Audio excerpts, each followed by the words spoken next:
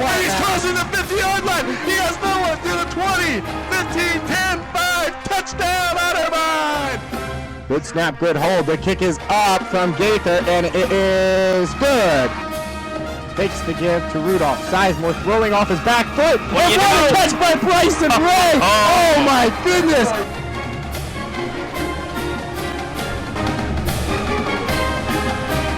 Live from the studios at 33 College View, it's time for the Tim Doup Coaches Show on 97.5 WOBN. Now, here's your host, David Kinder.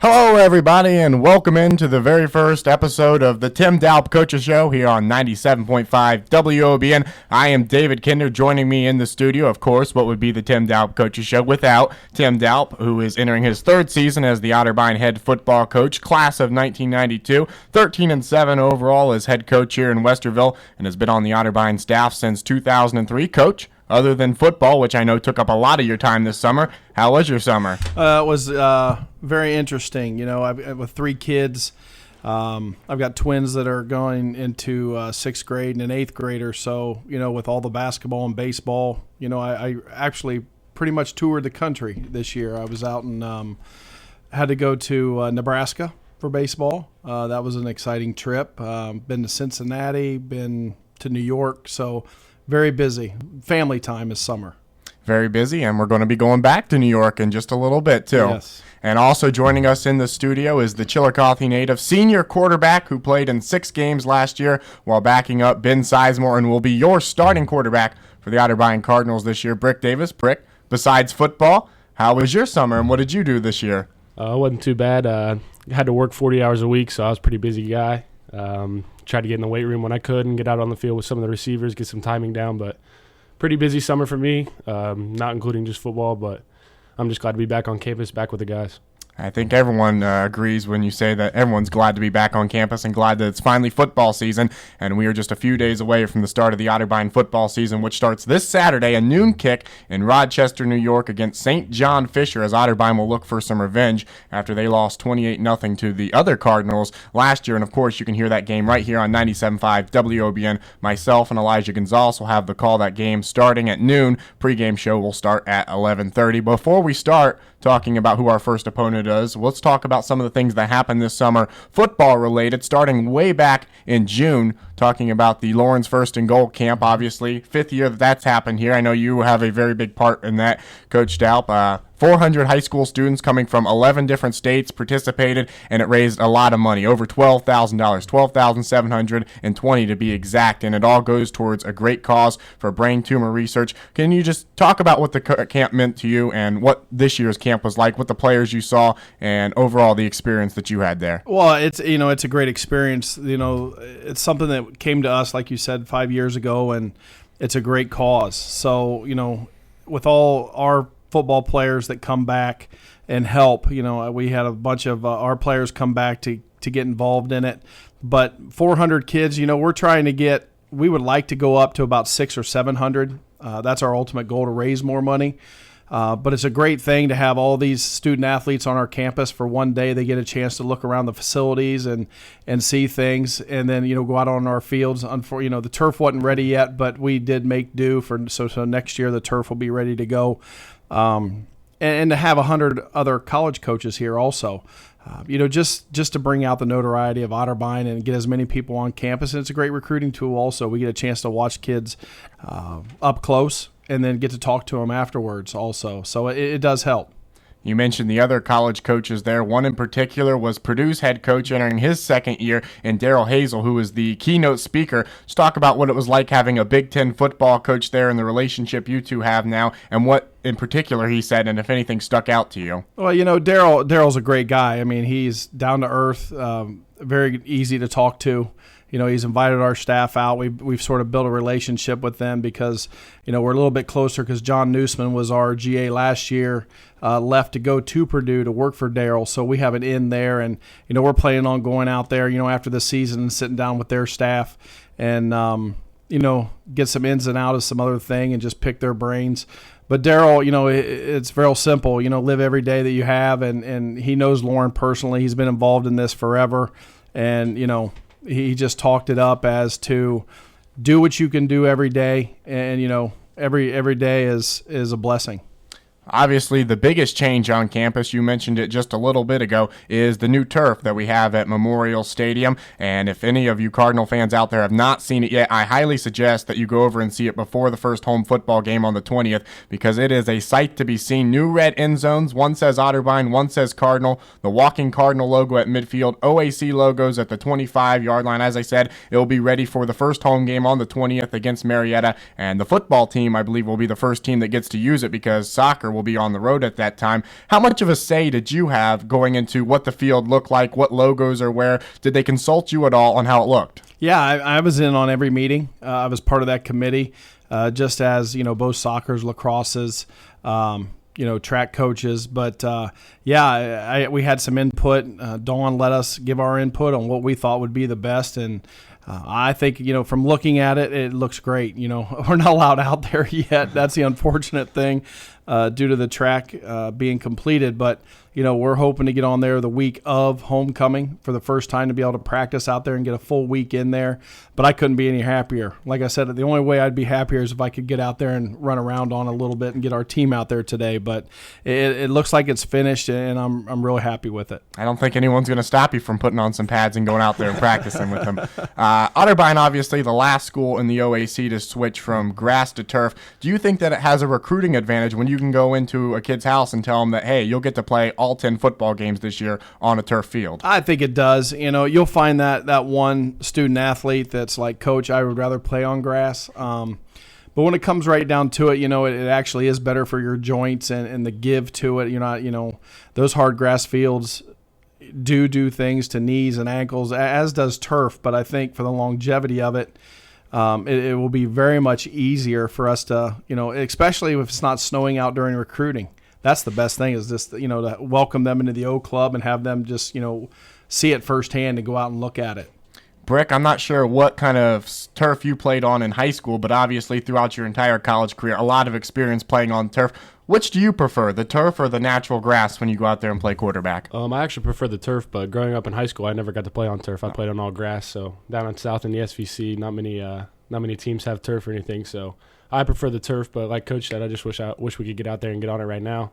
I'm ready to go and get on it. It looks nice. And obviously you have a lot of experience on turf, as the other 9 schools in the OAC all play on turf, and you've done that a lot in your career. Talking about what happened last Saturday, a scrimmage up at Ohio Wesleyan at Selby Stadium. Otterbein, obviously you were telling me before the show, it's not a traditional game where you go out there and it's not the exact same rules. Talk about what kind of scrimmage it was and your overall thoughts on how the Cardinals played against the Battling Bishops in a preseason matchup. Well, we do it a little different. Tom Watts and I are pretty close friends, and we play a full half with our ones.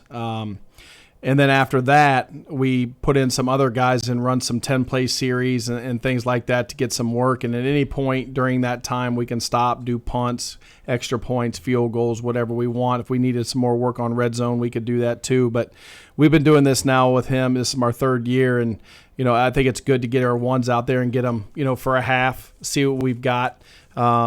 And then you can also substitute some guys in during that half that are battling for spots. So there might be some guys that are battling for those spots, and it gives you a chance to see what they can do and evaluate them and see who the right guy is. Brick, if I'm not mistaken, the last time that you actually got to put on pads and play in a game was the Mount Union game. So going into Saturday, you actually got a little bit of experience. What was it like finally playing against a team that's not wearing the same color jersey as you and getting out there, throwing the ball around, and how much can you take away from these exhibition matchups? Well, it was great getting out there playing against other people for once. We were talking about it the week leading up to the scrimmage, how we were tired of hitting against each other, and Coach and I had a meeting a couple times saying, I think everybody's tired of hitting each other. We need to get out there and get against another team. So at that point, it was great, getting out there and getting on the field with the guys and getting the timing down and getting used to the game speed. I thought we had great protection up front all day, and that we had guys on the outside getting open for me, and it made my job pretty easy. So, just like you said, getting that experience, getting used to that game speed with everybody on the field together, it really helped out a lot.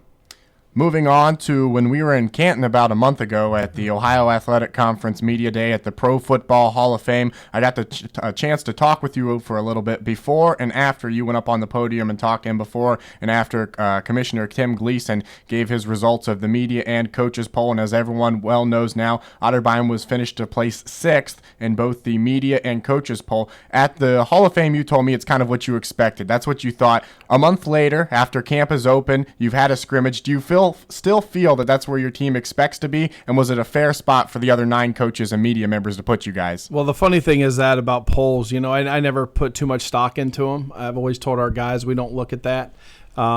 It's basically, where you finish the year before is where you end up probably being the preseason. So, there were some, certain schools are sometimes placed in front of you that you've beaten 2 years in a row. But, to me, it's all about just doing the fundamentals, keeping our guys focused. Don't worry about, polls and stats and things like that. It's a team sport. So, after that day, it didn't bother me at all. I left there and I didn't even think twice about it, believe it or not, until you just brought it up again, those don't bother me. Because if you remember right, I think we were picked 9th my first year. Mm-hmm. And, I think we proved a lot of people that we weren't a 9th place team. So, you knock on wood, you hope you finish higher than 6th, where everybody puts you. And, those are our goals, is to have a winning season. It always seems like us in the media seem to focus on those polls a little bit more than coaches. Maybe we can learn something from you guys. You selected senior cornerback Ty Compton to represent you at Media Day. I thought he did a fantastic job at the podium. For those of you who have not seen, you can watch the entire speech that Ty and Coach Doup gave on Otterbein TV's YouTube page, despite the fact that Tim Gleason messed up a lot of his information going in, like where he was from and what position he was played. I thought that he and Kevin Burke, the quarterback of Mount Union, spoke just as fine as any young athletes could. You had to be pretty happy with the way he represented Otterbein University up there. Yeah, Ty's, I call him Rico Suave. Ty's smooth. He, doesn't say a lot, leads by example. He was voted a captain this year by his peers, as was Brick and, Grant Knoppenberger and Hamilton. So that says a lot right there. And I thought he was just as smooth as ever and, did a great job. But that's Ty. He doesn't really say a lot. He just answers the questions and, we move forward. You also, before the season started, decided to give him the tradition of wearing that number 5 jersey. Very special tradition here at Otterbein that's been going on for a little bit now. Talk about the importance of getting to wear that number 5 jersey, and you already spoke on it a little bit, but why Ty got that nod? Well, that jersey goes to, somebody that exemplifies, what we want Otterbein football to be all about. And it doesn't have to be, he doesn't have to be the best player, but he does everything right. We don't worry about him in the off season. We know he's going to do the correct things.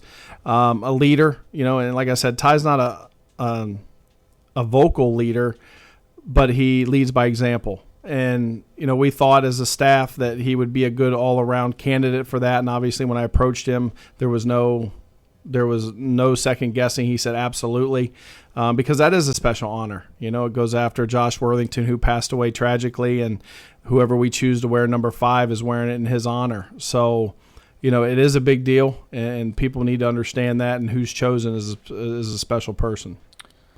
Captain and senior quarterback Brick Davis, we know that Coach Doup doesn't focus much on preseason polls, but when you heard that Otterbein was voted to finish in 6th place, how did you feel, and where do you feel that they should have been placed, if not 6th?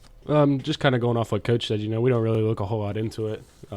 Obviously, it's not where we want to be. We don't want to finish 6th. We'd like to finish in that top half for sure, but, like you said, we don't really try to focus on it too much. It's not really it doesn't affect our goals and doesn't affect what we're trying to do on the field as a team together, so I don't really look a whole lot into it. We'll be right back here on the Tim Doup Coaches Show after a quick break. When we come back, we'll discuss how summer camps went, and we'll get into some of those individual position battles. You're listening to the Tim Doup Coaches Show with Brick Davis and David Kinder here on 97.5 WOBN. Don't go anywhere. More than 5 out of 100 people give blood. Ever wonder why they do it? It's the one thing that we can do that we can always afford to do, and hey, you get a snack afterwards. So snacks are great. I had never knew my blood type, and I found out in doing this that I'm O negative. So there's that added pressure knowing that everyone can use my blood at any time, and so I feel like it's my responsibility. It's a little extra bragging power too, knowing that you're a universal giver. Yeah, I'm pretty special. Call 1-800-RED-CROSS or visit redcrossblood.org to make an appointment today.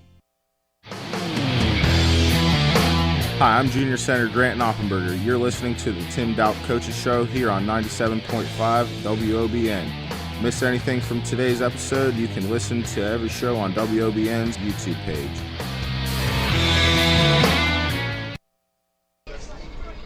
Hey, loser, give me your lunch money. But I need it to eat today. Too bad, you little twerp. I'm taking it, and you can't stop me. Somebody help me. Ouch! Nobody's gonna help you, loser. Every day, thousands of children are bullied at school. The worst part is that it can be prevented. Find out what you can do to put an end to bullying by visiting stopbullying.gov. Don't be a bystander. Take action against bullying. Stopbullying.gov. I used to be one of those irresponsible guys, always goofing off and acting like a real jerk. Girls wouldn't give me the time of day. Hey, Julie, do you have the time? Shut up. Then, 30 days before my 18th birthday, I went down to my local post office and registered with Selective Service. Overnight. I became aware of the man I had suddenly become. Eligible for federal student loans, government jobs, and job training. Responsible and mature. Hi, Julie. Dinner tonight? I'd love to, Brad. So register with Selective Service. It's what a man's gotta do.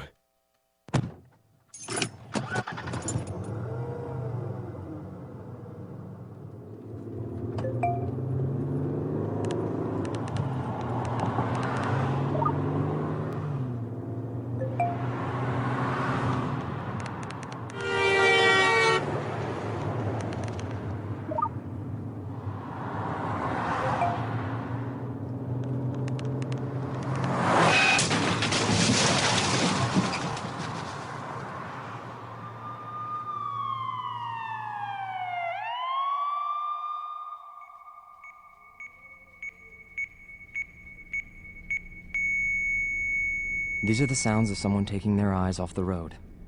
Texting while driving is more than distracting. It's dangerous. Do yourself a favor. Do us all a favor. When you're on the road, stay off the phone. A message from CTIA, America's Wireless Companies, and the National Safety Council.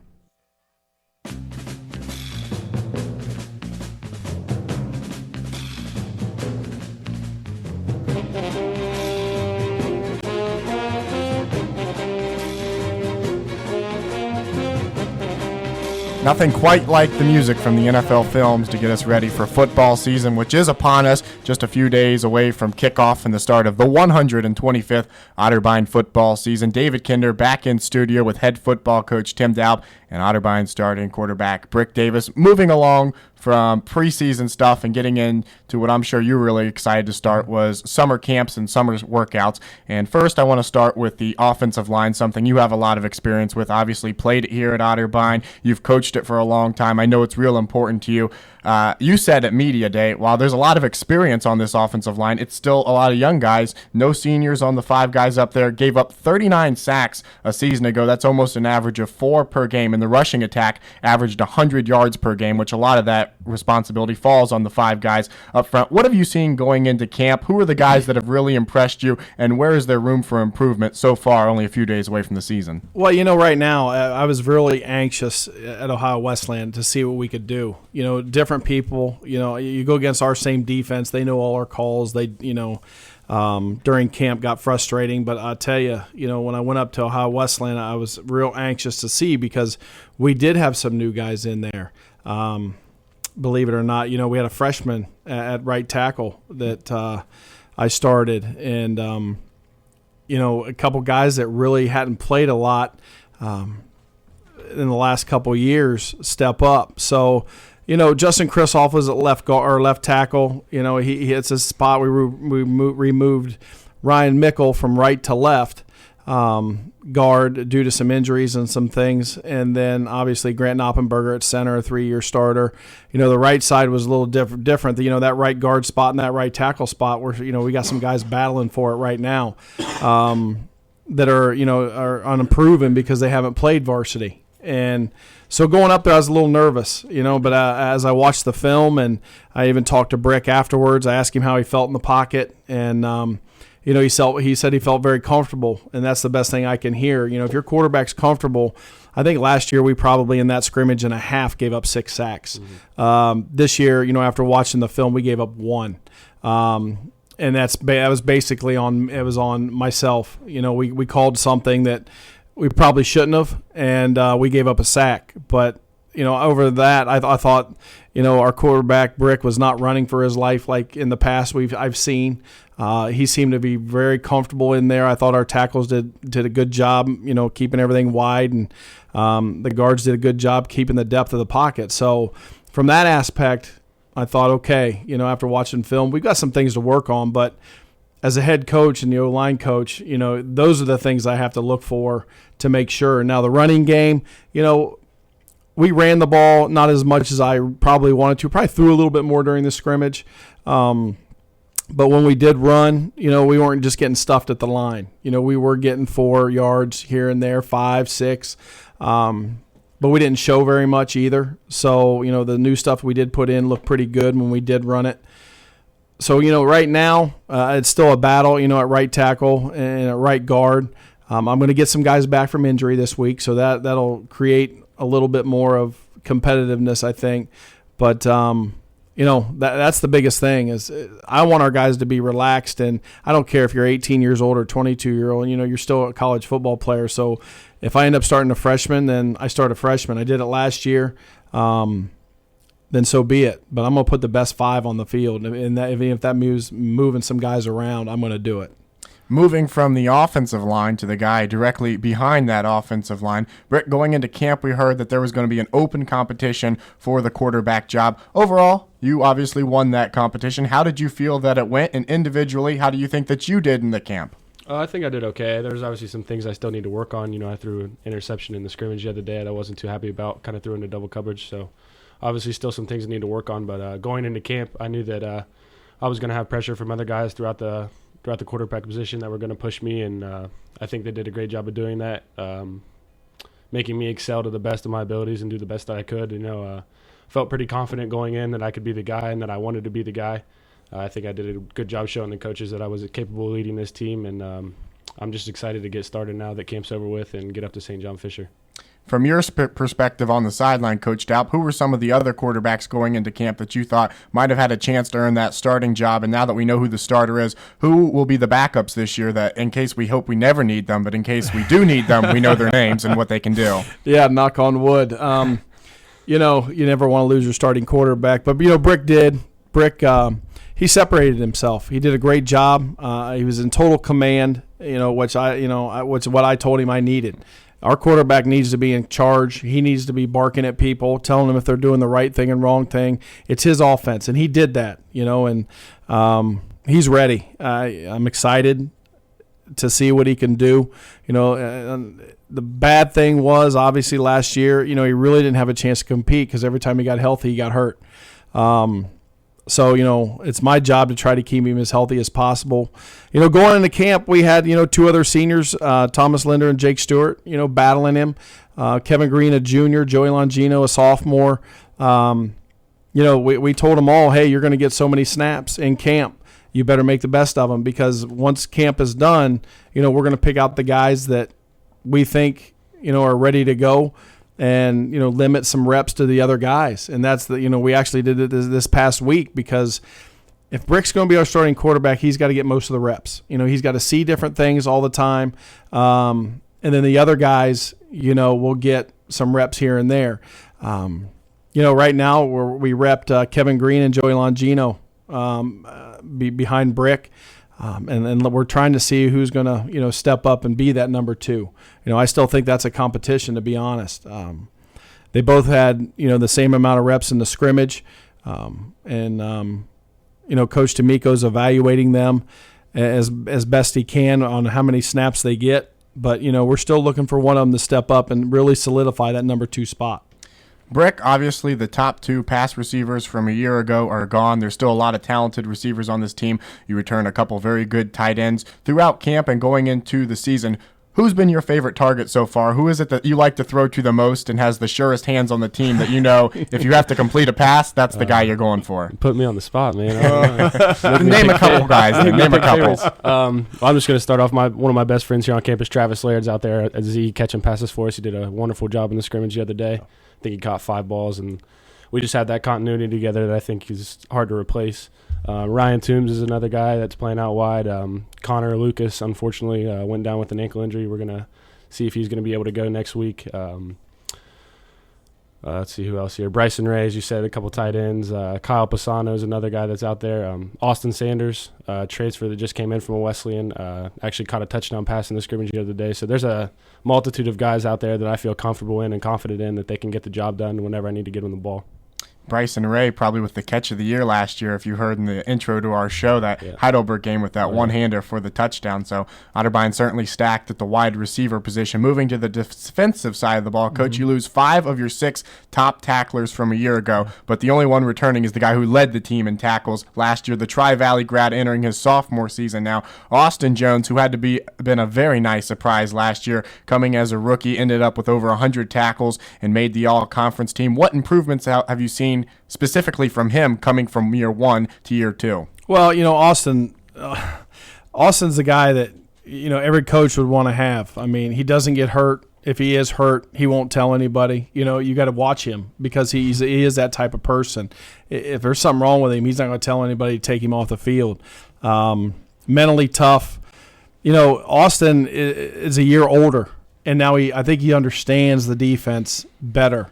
Last year he had what he called his big brother, Eric Mitchell, beside him and sort of brought him along. And I joke with him all the time because, it was one point, I think we were week 5, and I walked into a linebacker meeting, and Eric's drawing stuff up on the board and saying, okay, what's the call here?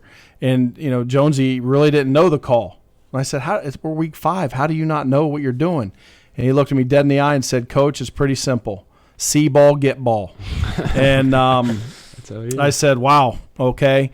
But spoken like a true linebacker. Yeah, and he just has that knack. But this year, obviously he is the guy inside. So I think he understands, as a year older, he understands the defense. He understands it's not all about just see ball, get ball. It's what you're reading, what you're doing. And I think, he gets better and better every day. He's everywhere.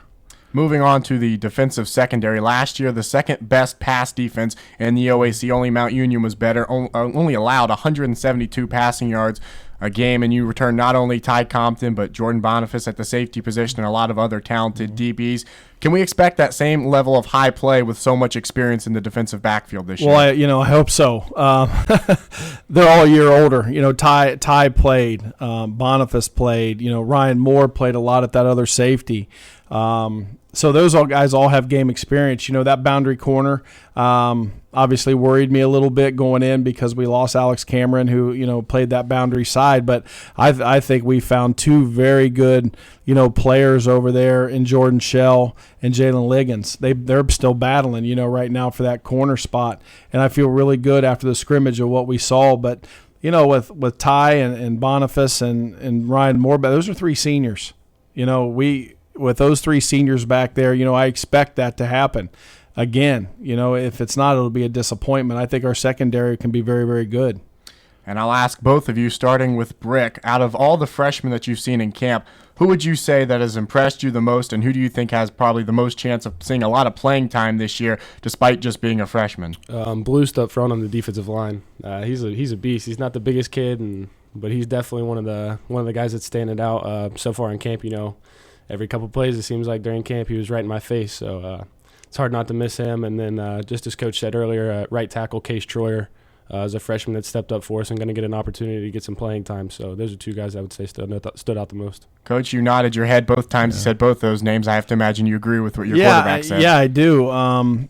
Case, coming in, I knew he was a pretty good football player. I recruited him myself, and he's out of Olentangy, which is my hometown. So, I went after him very, very hard. I knew he had a lot of talent, and it's just taken time to get him ready. But, he's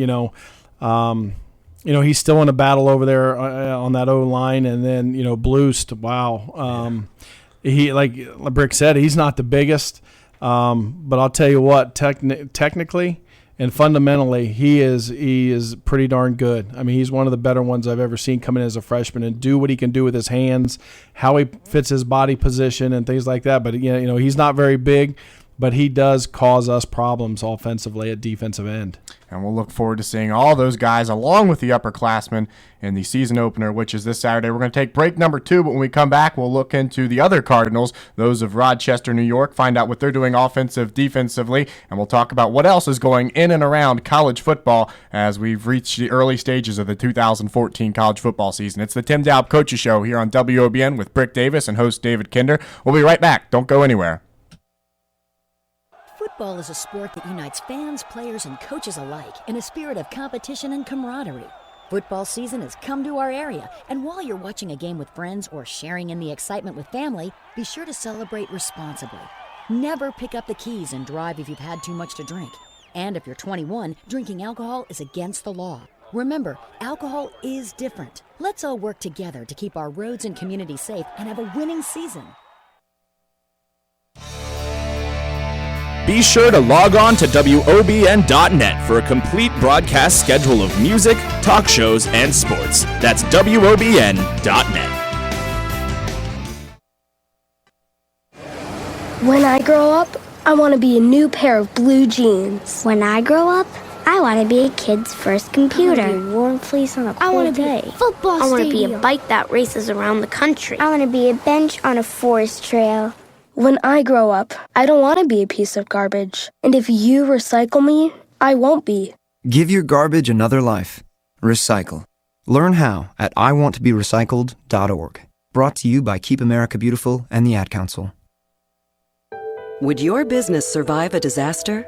Nearly 2/3 of businesses aren't prepared for an emergency, and 40% of businesses that experience a disaster never recover. Make an emergency plan now before it's too late. For a free online tool that helps you develop an emergency plan to keep your business up and running should disaster strike, visit ready.gov/business. Brought to you by the Federal Emergency Management Agency, the American Red Cross, and the Ad Council. Can't make it to one of the football games this year? Well, WOBN has you covered with live broadcast of all 10 football games this year, home and away. Join us 30 minutes before kickoff for pregame and stay with us long after the final whistle for analysis and updates on what else happened in college football. It's all right here on 97.5 WOBN and streaming live anywhere in the world on WOBN.net.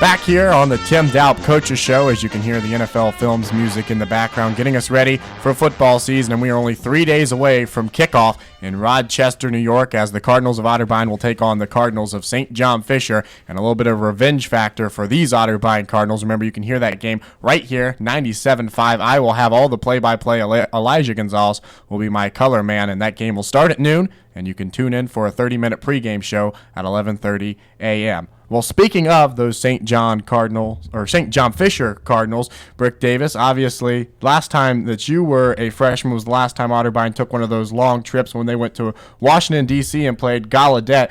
I'm not sure if you made the trip then when you were a freshman. Probably not, no.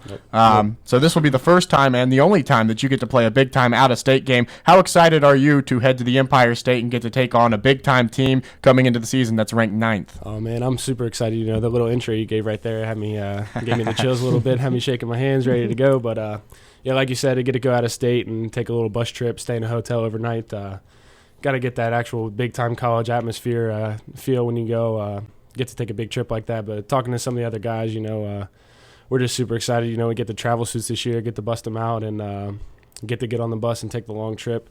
I'm excited to get up there and to get a little revenge, like you said earlier. You know, 28-0 still kind of stings a little bit now, but I'm ready to go. The Cardinals of St. John Fisher went 10-3 last year before losing in the third round of the playoffs. They were ranked 9th in the preseason polls, and as we said, they beat Otterbein 28-0 at Memorial Stadium last year in this home-and-home series. Tyler Fenty was their quarterback last year. He's returning. He was Empire 8 Player of the Year, and against Otterbein, he was 19 of 24 for 233 yards and a pair of touchdowns. Coach, when you think back on that game or you watch film of it, as I'm sure you have, what sticks out the most remembering week 1 of the 2013 football season? Well, it's funny you bring that up. Yes, I've watched it many a time. You know what I keep watching over and over is I just don't know if we were ready for the physicality that they brought. You know, they were just so big and physical, and I don't think we were prepared well enough for that. You know, I think that's going to be different this year. I think we know what to expect.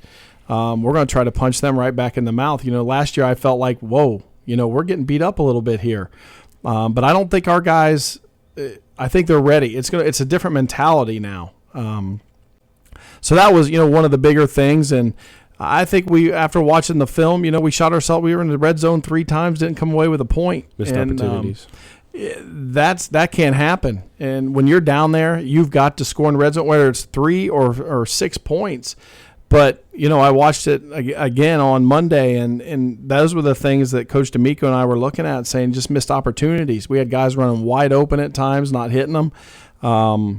You know, so the 28-0 was, you know, I don't see it as it was 28-0. You know, we literally did some things that we can't do this year. If we see somebody running wide open, you know, Brick's got to be able to see it. We got to protect better. You know, we probably gave up 6 sacks that day. That's a must. You know, we're going to work that to death this week is, you know, protecting. Because if we can protect, we're going to be okay. And then, you know, obviously running the football last year up front, they were just better than we were. But I think a year later now we're a little bit better also. Speaking of rushing the football, Otterbein just 60 yards on 30 carries in that game. That's an average of half a yard a carry. If you had to guess, Coach, who would you say was the leading rusher in that game?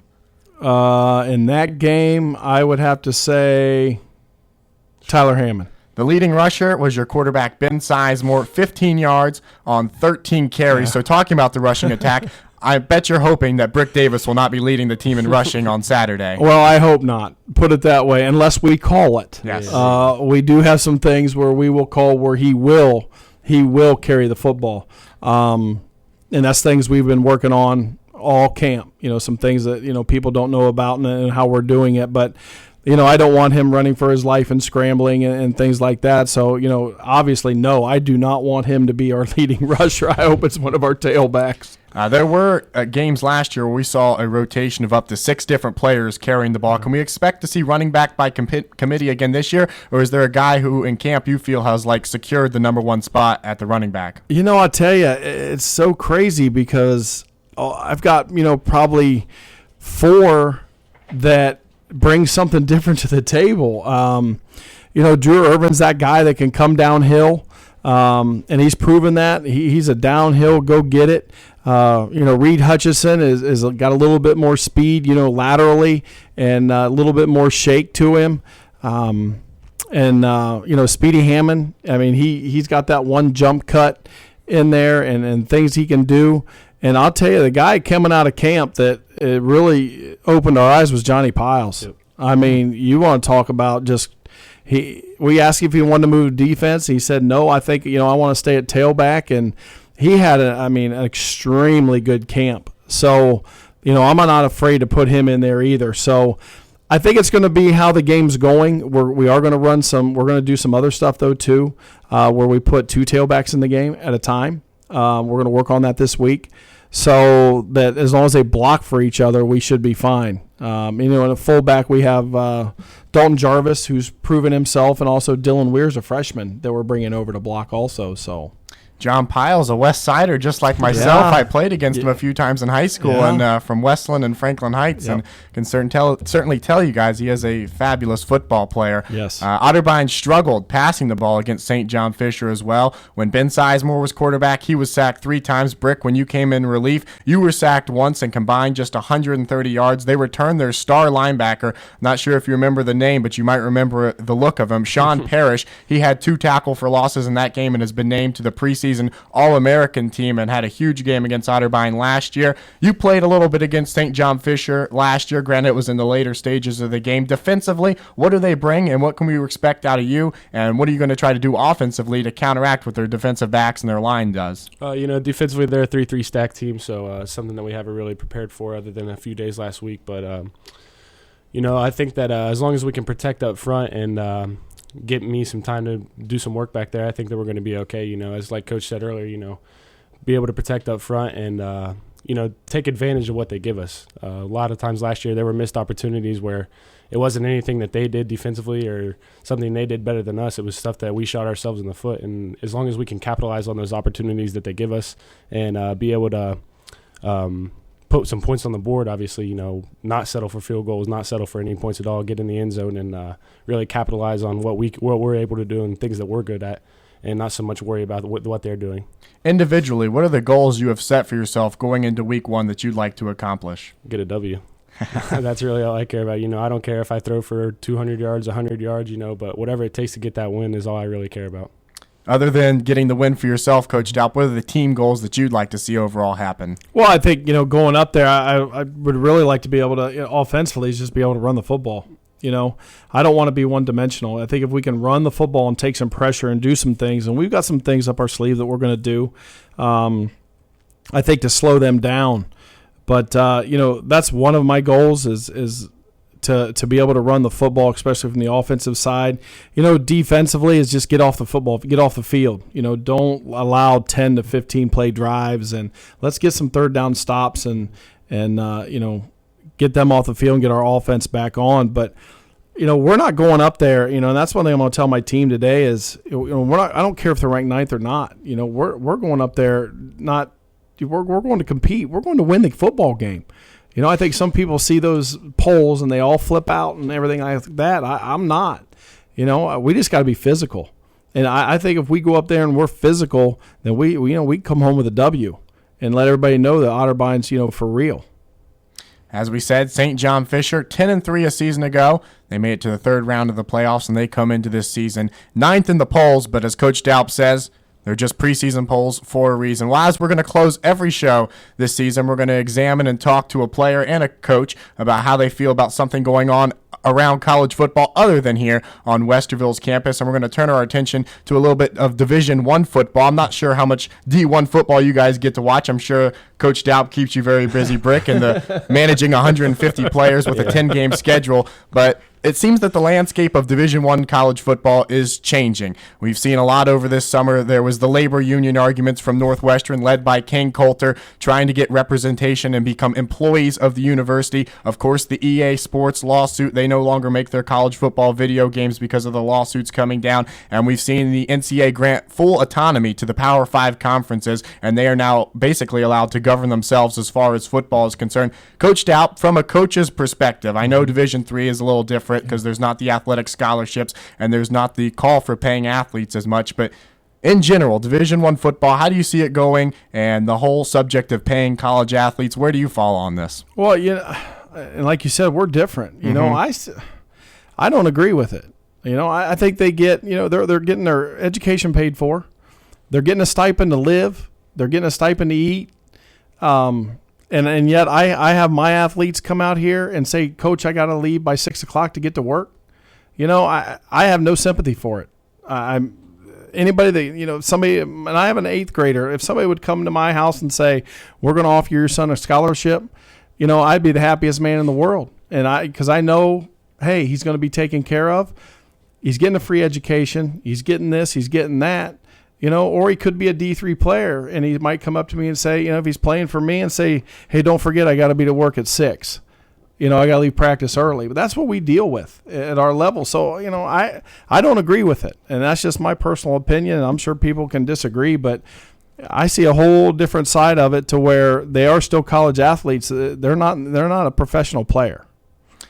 Brick, I'm sure this summer and throughout the rest of the season, you'll work just as hard as J.T. Barrett, Ohio State starting quarterback, has. Yeah, he's a full scholarship player. You're not. I'm sure you'd really be glad to have that scholarship. So where do you lie on this whole mess that's happened over the past summer with Division I football?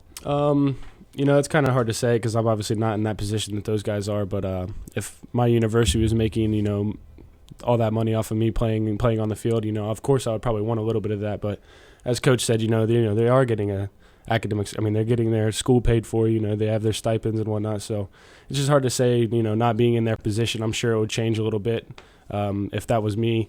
But like you said, it's a little different being on the D3 level. We gotta. I mean, I might be one of those guys where I have to go to class at 6 o'clock. Like I can't show up. I can't go to practice. But it's just hard to say. Hard to put myself in that position when I'm not in it.